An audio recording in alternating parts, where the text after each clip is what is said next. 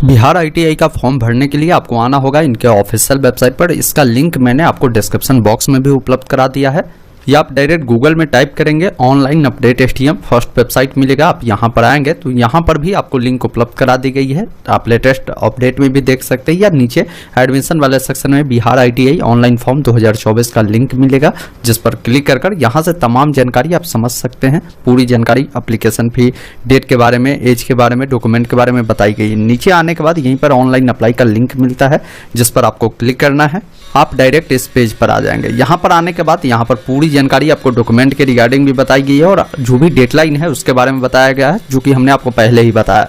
देखिए, इसका फॉर्म भरने के लिए सबसे पहले आपको गाइडलाइन में आपको समझा देता हूँ कि फोटो सिग्नेचर का क्या गाइडलाइन है।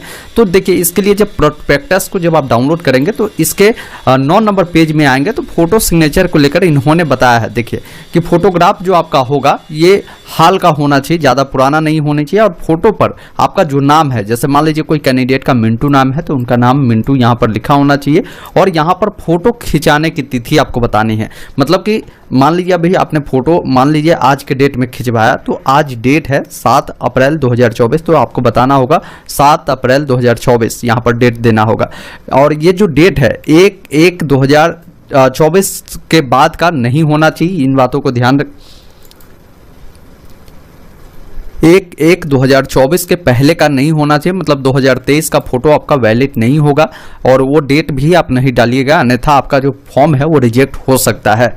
बाकी मैं आगे आपको बता भी दूंगा कि कैसे फोटो पर अपना नाम, ये डेट लिखना है, वो आगे मैं बताऊंगा। यहाँ पर आने के बाद सबसे पहले नया रजिस्ट्रेशन करने के लिए न्यू रजिस्ट्रेशन वाले विकल्प पर आपको क्लिक करना है। आपके सामने इस प्रकार का डैशबोर्ड आएगा, फॉर्म भरने के सभी स्टेप आपको देखने को मिलता है।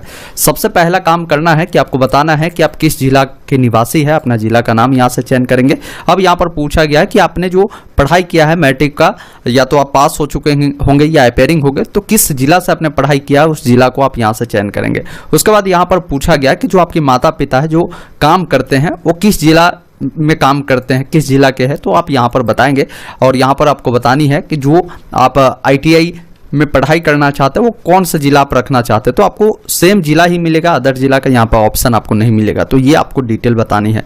यहाँ पर कैंडिडेट का नाम पूछा गया, तो यहाँ पर first name, middle name, last name 3 column बनाया गया है। तो समझिए, जैसे किसी का नाम सिर्फ राम कुमार है तो उनको फर्स्ट नेम में राम और लास्ट नेम में कुमार लिखना है। और भाई मेरे किसी का नाम राम कुमार शर्मा है तो उनका फर्स्ट नेम राम होगा, मिडिल नेम जो हो जाएगा वो कुमार होगा, और शर्मा जो होगा उसका लास्ट नेम हो जाएगा। तो इस अकॉर्डिंग लिखना है। किसी का नाम सिर्फ राम है तो आप फर्स्ट नेम में ही डालें, मिडिल और लास्ट आपको छोड़ देना है। तो इसी अकॉर्डिंग उसी नाम को दोबारा आपको कंफर्म करना है। फिर जो भी आपका डेट ऑफ बर्थ होगा, कैलेंडर आ जाएगा। सबसे पहले जो साल होगा उसे चुनिएगा, जो महीना होगा उसे चुनना है, और जो डेट होगा उससे आप यहाँ से चयन करेंगे। इस अकॉर्डिंग डालना है, उसी डेट को दोबारा आपको डालना है। फिर आपको नीचे आना है, जो भी आपका मोबाइल नंबर होगा वो डालना है, मोबाइल नंबर को दोबारा डालना है, और यहाँ से क्या करना है, इसे वेरीफाई भी करना है। जैसे send mobile number verification code का ऑप्शन मिलता है, इस पर क्लिक करेंगे। जो OTP आएगा उसे डालने के बाद वेरीफाई वाले विकल्प पर क्लिक करेंगे, मोबाइल नंबर वेरीफाई होगा, इससे अनुसार ईमेल ID डालना है, ईमेल ID को भी वेरीफाई करना है। उसके बाद यहाँ पर आपको पासवर्ड क्रिएट करना होगा। ध्यान रखना है, जब भी आप पासवर्ड बनाए तो उसमें ABCD का बड़ा अक्षर, छोटा अक्षर, कोई भी सिंबल, कोई भी अंक, उससे जरूर उपयोग करें। उसी पासवर्ड को दोबारा कंफर्म करना है। बाकी जो आपका आधार नंबर होगा उससे आप यहाँ पर दे सकते हैं। सिक्योरिटी क्वेश्चन में से कोई भी एक आप ऑप्शन यहाँ पर चुन सकते हैं, जैसे आपका फर्स्ट टीचर हो या आपका जो फेवरेट मूवी हो उसका नाम बताएंगे। ये मदद तब करता है जब पासवर्ड आप भूलते हैं तो पूछा जाता है कि आपका फेवरेट मूवी का नाम बताएंगे, फिर पासवर्ड रिकवरी आप कर लेंगे। बाकी इस कैप्चा कोड को आपको फिल करना है। एक ऑप्शन साइन इन का मिलता है, जिस पर क्लिक करना है।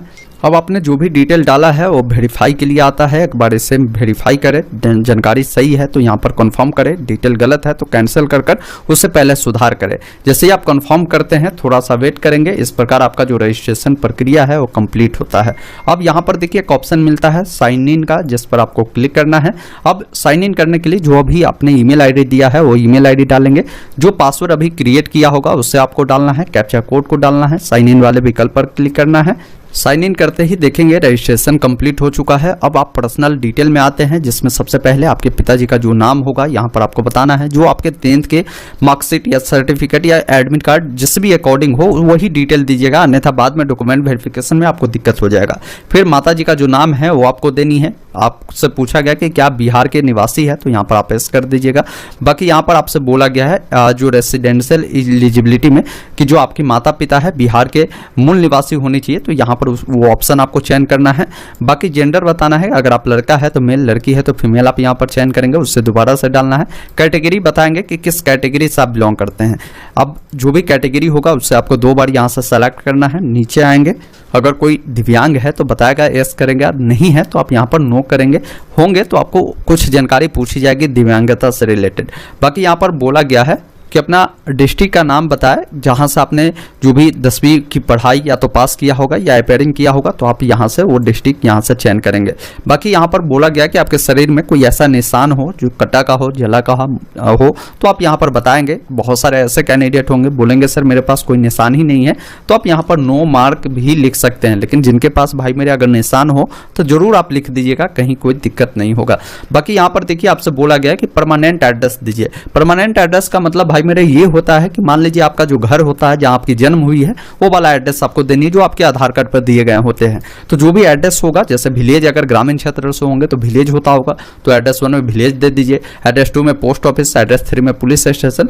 ये आपको लिखना है। मैं आपको सिर्फ डेमो बता रहा हूँ, क्योंकि पूरी जो ये है कि विलेज का नाम भी मैं आपको लिखकर नहीं बता सकता हूँ। विलेज डालकर जो भी मान लीजिए विलेज है, जैसे डेमो मान लीजिए मेरा विलेज का नाम हुआ तो डेमो हमने लिखा, इसी अकॉर्डिंग ये आप अपनी अनुसार अपना जानकारी बता दीजिएगा।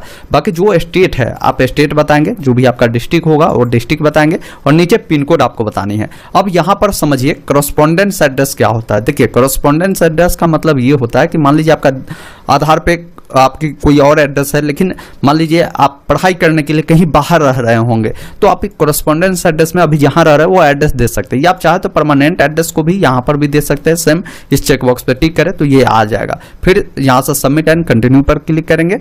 बाकी नीचे आना है, यहाँ पर फोटो और सिग्नेचर आपको अपलोड करना है। फोटो के बारे में हमने आपको पहले ही बता दिया कि जो गाइडलाइन है जिसमें आपको बताया गया कि फोटो पर आपके नाम और कब आपने फोटो क्लिक करवाया है और डेट मेंशन होना चाहिए, जो कि एक बार फिर से देख लीजिए, इस अकॉर्डिंग आपका फोटो होना चाहिए। तो देखिए परेशानी होती है कि बहुत सारे ऐसे भाई बहन हैं जिनको फोटो नहीं बनाने आता। तो देखिए कैसे बनाना है।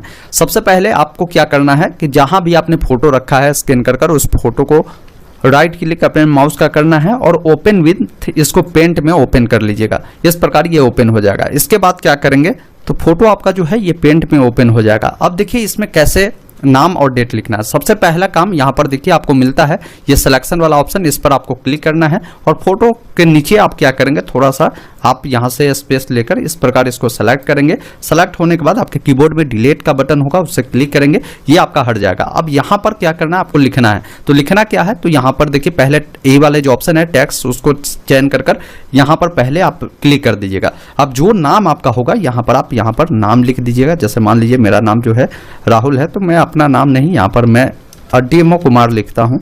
और यहाँ पर डेट बताना है कि आपने फोटो कब क्लिक करवाया है। तो मान लीजिए आज 7 तारीख है, तो मान लीजिए हम 5 तारीख का डेट यहाँ पर दे देते हैं कि 5/5/2024 को हमने फोटो क्लिक करवाया है।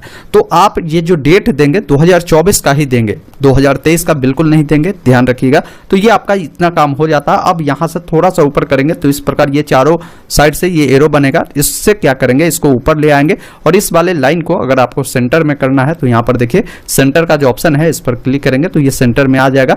आप सिंपली क्या करेंगे, यहाँ से इसको सेंटर में डाल दीजिएगा, जिससे आपका क्या है कि ये अच्छा लगे। इस प्रकार जो है आपका फोटो पर नाम और जो डेट है वो मेंशन हो जाएगा।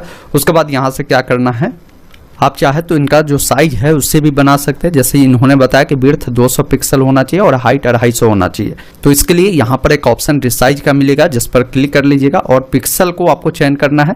यहाँ पर 200 और 250 बोला गया है, तो यहाँ पर 200, यहाँ पर 250 होना चाहिए।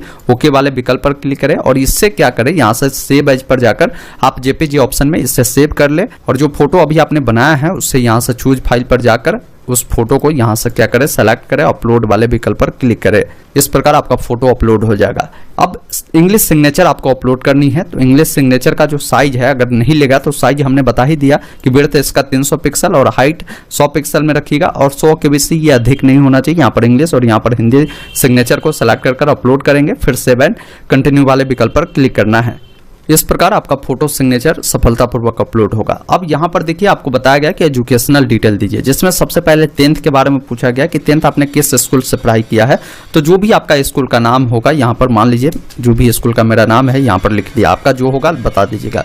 बोर्ड बताएंगे कि किस बोर्ड से आपने किया है, बोर्ड का नाम ना मिले तो अदर करें। अगर बिहार बोर्ड से पढ़ा है तो बिहार स्कूल एग्जामिनेशन को चयन करें। आप पास है या अपेयरिंग है वो आप यहाँ पर बता सकते हैं। बाकी यहाँ पर कब आपने पास आउट किया है वो जानकारी आप यहाँ से बताएंगे। यहाँ पर बताना है कि आपका जो रिजल्ट है वो परसेंटेज या सीजीपीए में है वो बताएंगे। अगर परसेंटेज में है तो कितना नंबर आपको मिला है वो आप यहाँ पर बताएंगे, और कुल कितने का एग्जाम हुआ था वो आप यहाँ पर बताएंगे। आपका जो परसेंटेज है ऑटोमेटिक ये आ जाएगा।